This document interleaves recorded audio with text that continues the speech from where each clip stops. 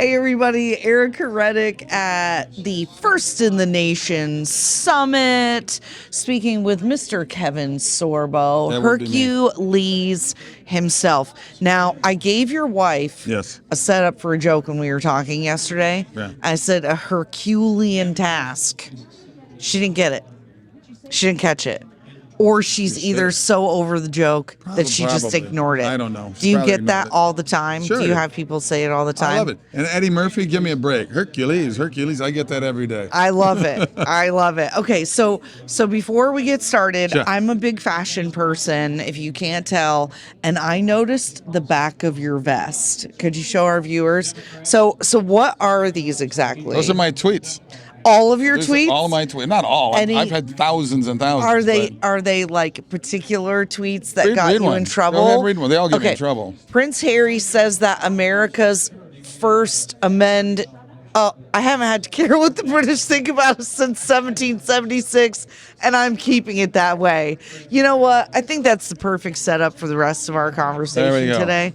That is true. I think I have another one that says, anybody have any more conspiracy theories? Because all of mine came true. Yeah, exactly. This is what I say. Thank you, Facebook. Alex Jones can be right only so many times before you realize that they really all. I wouldn't be surprised. He wants me on a show, so Alex, put me on the show. I'm ready. You know what? You'll have to come to Austin, Texas and visit us because he's in Austin like we are. Shot a movie in Round Rock. You did? Check out Abel's Fields. It's a modern-day Cain and Abel story. It's a wonderful, wonderful... Here's the trouble. I talked about earlier. Independent movies don't have $100 million advertising budget. It's true. And we need support. We need word of mouth. I do good movies. God's Not Dead, Soul Surfer, What If, Abel's Field, Let There Be Light, Left Behind, Rise of the Antichrist, based on Left Behind books. And my newest one coming out. Yeah, do we have a flyer? We were talking to your wife about it. We'll ask her for way in the far end over there. There's a flyer for my new movie coming out right now. It's called Miracle in East Texas. It's a true story about the largest oil find in the history of the world. And that's it right there. Go to sorbostudios.com. Sign up at sorbostudios.com.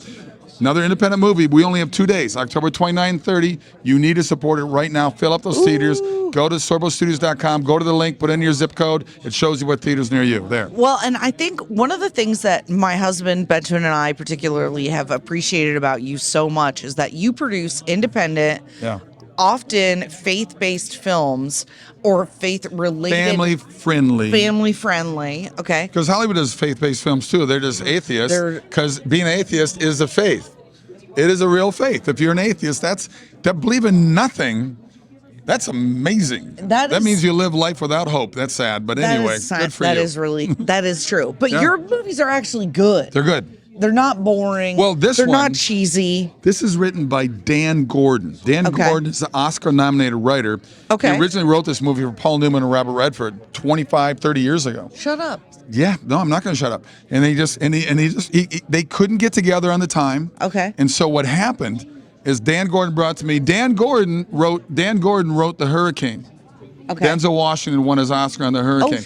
He wrote White Earp, Kevin Costner. He wrote 60 episodes of Highway to Heaven. What? He was a showrunner on that Michael Landon series. Oh my gosh, I used to love that show. So there you go. Speaking of writers, okay, we're going to bounce around a little bit. We're going to come back to Hollywood. But since you said writer, I just want to, so we got a few of your books. True Faith. And True Strength. True Strength is my first one. It deals with a health issue I had at the season 5 in Hercules. I suffered a series of strokes. I had an aneurysm in my left shoulder that I was unaware of. Wow. And the subtitle is My Journey from Hercules to Mere Mortal and How Nearly Dying Saved My Life. I was having all kinds of problems with my arm. I couldn't figure what was going on.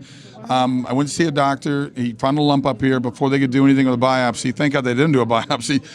It opened up completely and sent, it's called retrograde flow. Sometimes blood goes the other way quickly. Wrong way. Yep. I suffered a series of 4 strokes, had to regain my speech. Took me 4 months to learn how to walk and balance again. Took me 3 years to fully recover. Yeah. My wife made me write the book, and I didn't want to write it because I was a big, strong Hercules guy, and to show what had happened to me, I could barely get out of bed. But she said, you don't understand how much this book will help people. People need to hear that. I've now been doing 12 to 15 speaking events a year because of that book over the last 12 years. Wow. So, there's so much. How many times were you misdiagnosed, just out of curiosity, before something bad happened? Well, I think I spoke to 1,600 neurologists in San Diego after my book came out, and I said, there's a reason what they call what you guys do at practice.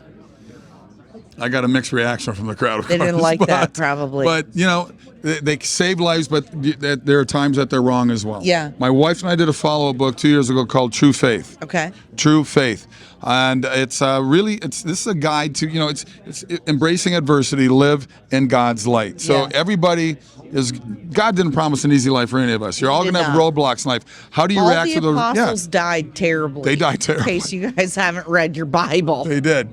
And so they did. But speaking of which, I've got a new documentary coming on Easter dealing with the Last Supper. Oh. And it's called Eating with the Enemy. Oh. Because ultimately when Jesus was getting flogged and whipped, a lot of the disciples, they said, you were with him. And they all denied, no, dude, I wasn't with him. Yeah. So let's think about it. I'm sure that those guys, they were like, people think they're old guys with gray beards. No, these are 18, 19, 20-year-old guys. Yep. They're probably liberal. Fishermen. But they followed Jesus. Right. And they because they thought Jesus was cool. Let's look at this guy. Then they see the miracles and they flip out. Dude, you wonder how many people in the Bible talk about the miracles and people still don't want to exist? They didn't believe. Yeah, there were people who saw the miracles happening. Anyway, and still didn't believe. Okay, so then we got a kid's My latest book. one just came out from Brave Books. It's called The Test of Linehood. So go to bravebooks.com and you can get a free autographed copy and then sign up for the year and you'll get a new book every single year. It's a wonderful story about a little lion cub named Lucas. He saves his younger sister's life. He's too far away from home. He understands the mountains. His father told him what plant can save his little sister's life. It's about let boys be boys. Let them grow up to be strong men and strong fathers. There's nothing wrong with that. I'm getting attacked by the alphabet crowd, of course. You're anti-trans and anti-homophobic. This has nothing to do with. Read the book. It has nothing to do with any. It's about. I'm pro-child. That's what I am. I'm pro-child. And at a time when people don't realize the number one killer of young men today is suicide. Yeah. The number one cause of death. Because they're confused. Thanks to our movies and television and our government and our public schools. They're toxic. Yeah. You're terrible. We gotta. If you're manly or masculine at all, it's a problem, and we need to medicate this emasculation of men have been going on forever. It is. You think so? Oh, God, yeah. You go back to the 70s. Look at sitcoms. The 70s? Go back to every sitcom, all through the 70s up to present. Okay. Most of the families, the dad is kind of chunky, out of shape. The mom's a babe. Yes. And the teenage kids just make fun of dad. The dad is a pincushion for the family. And we make fun of it. Ironically, I think one of the few shows that didn't have that was The Cosby Show. That's so true. Great parents. Yep. There was a very functional family. And now you look what we've done to the black culture. 80% of kids are raised without a father in the black world right now. And I blame a lot of that on our own government in 1964 when they had the Welfare Reform Act. Yeah. When they told the African American population of females, if you have a kid and you don't have a man in your life, we'll take care of you. What has happened since then? They have a lot of these. They use it as a way to make money. They'll have five different fathers with 5 different kids by the time they're 30. Yeah. Just to collect the money. Yeah. The black population was conservative. The black population was the strongest family unit in America until we came along and ruined our it. Lovely white privileged government destroyed that. And and we've done it to it now. I know. Look, you look at guys like Denzel Washington, amazing person, amazing conservative Christian that speaks so well, and he touts the boys clubs and girls clubs and stuff to help save his life. Yeah. And volunteers. I have an after-school program that I deal with 12,000 kids in L.A., 27 years now. It's called A World Fit for Kids. L.A. Unified is second worst public school system next to Baltimore. Baltimore's number 1. L.A. has averaged over a 50% dropout rate at L.A. Unified. We deal with 12,000 kids every year. We average a 98% graduation rate and a 60% higher GPA. What are we doing in those 3 hours after school that the public schools can't do? I'll tell you what. 8 hours a day. Exercise is important. They have to do some exercise. It's an hour after exercise, your retention and retention levels spike. Okay. The next hour, what are you having troubles with? Math, biology. We have 1,000 volunteers. The third hour is dealing with life. So I'm 15 years old and I'm pregnant. What can I do? We're there to give people, and most are in the black population, Hispanic population in the central part of LA. Yeah. These kids are looking for hope. They're looking for self-esteem. They're looking for people to say you can be somebody. And some of the great people out there talking in the black culture, I told Denzel Washington, Charles Barkley, awesome, great. Lynn Swan, all these guys. Lynn was like my hero, one of my guys growing up. You know, when I hated the Pittsburgh Steelers, I'll beat my Vikings, but I became good friends with guys like Lynn Swan. And, Charles Barkley is such a great, strong voice out there. Yeah. And we need more people out there to sit there and be a positive voice for kids instead of the negative stuff that's coming out of Hollywood in our public schools. Oh, yeah. Benjamin and I lived in Hollywood for a little while. Yeah. Okay, so we were really close to Sunset and La Brea. Okay, I know exactly where we were. And on that corner, there were 2 billboards. Sure. One was for sugar babies and said, never pay for anything again, and had a young lady with like shopping bags, and you can tell this is like a sex site, essentially. And the other one was squirt.com, and it was 2 guys. Oh my gosh. Never ending hookups was what it said. Oh my gosh. And so if you're living in LA and that's what your billboards are, right, that you're seeing, and then you drive down the Sunset, was it Santa Monica or Sunset that had all the bars? You need one more subtitle. Unfiltered. So this is my thing, is like the culture there was I was so taken aback that I can't remember if is it Santa Monica where like all those I used to live in Santa. I was 11th and Ocean there's Park. like pictures. Oh, Santa Monica Boulevard, yes. Yes. That's in West Hollywood. The mannequins are all in with like ball gags and G-strings and stuff like that. And I'm going, what other kind of culture is being cultivated in Hollywood when that's literally everything that you see? And then we are curious that their films are filthy and gross, and that people like you get kind of canceled. Well, I got canceled. Hollywood booted me out. But here's the reality. They claim that they're tolerant. They're not tolerant. They claim for freedom of speech. It's not. It's all a one-way street. I mean, to me, it's unfortunate. I don't honestly care what people's lifestyle is. I really don't. I'm just tired of the forcing down the throats with everything and saying, well, I mean, I just saw these guys they won something at Cannes Film Festival. It's a Danish film from the 1700s. And a writer in the audience, I saw it on film, they're talking to these guys, very famous Danish director and actor, and they said, you had no diversity in there. And they looked at it and said, we only had Danes in the 1700s. We didn't have any people of other races. What are you talking about? We're trying to make a movie that it's a true story from the 1700s. It's so weird to me that look, we're tearing down statues. We want to rewrite history.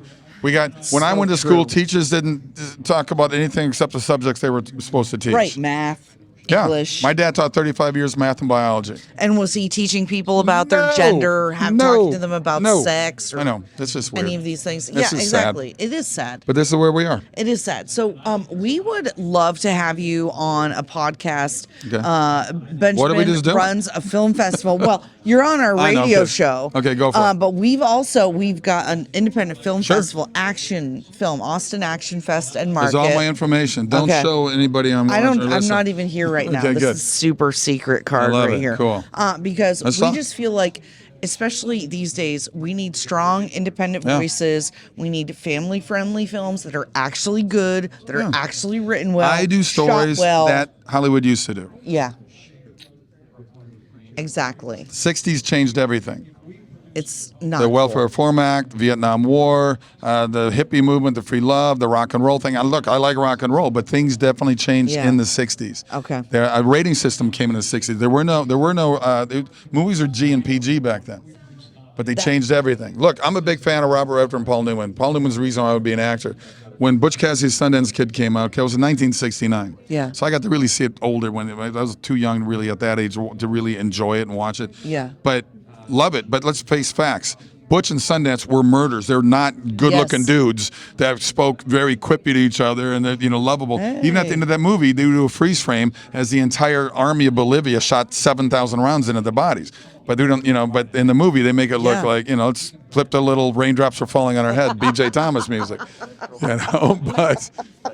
But I enjoyed the movie too. But not a whole lot of reality in the conversations they had. But it's still a great movie. Well, and okay, so speaking of great movies, we've got your movies available. Sorbo Studios. SorboStudios.com. Sorbo Studios. You can go there right now. You can go click on. You can click on the movie Miracle in Texas at sorbostudios.com. Put in your zip code. It shows you what theaters are near you. Please do it right away. Oh, perfect. Excellent. Yep. And that's the same website we can get all Yes. your books. You can get her autograph. Christmas is coming up. Hey. And all my DVDs are on there. By the way, your wife is absolutely lovely. She's a rock star. Stunning. Yeah.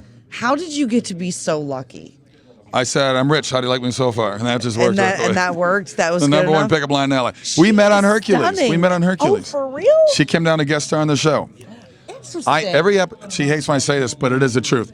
Every episode of Hercules, they hired some hot babe to be opposite me. Of course. So it was an amazing dating service for myself. You were so lucky. I was single. So she comes down to end of season 4, and it was over for me. Yeah. I'm a big flirt. I was hitting on her hard the very first night, and she's laughing at me. Yeah. But I wore her down. Yep. And we've been married 25 years.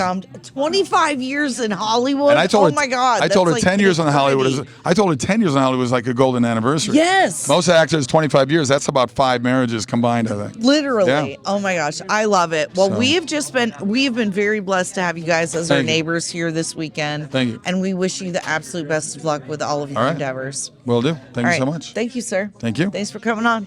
Bye.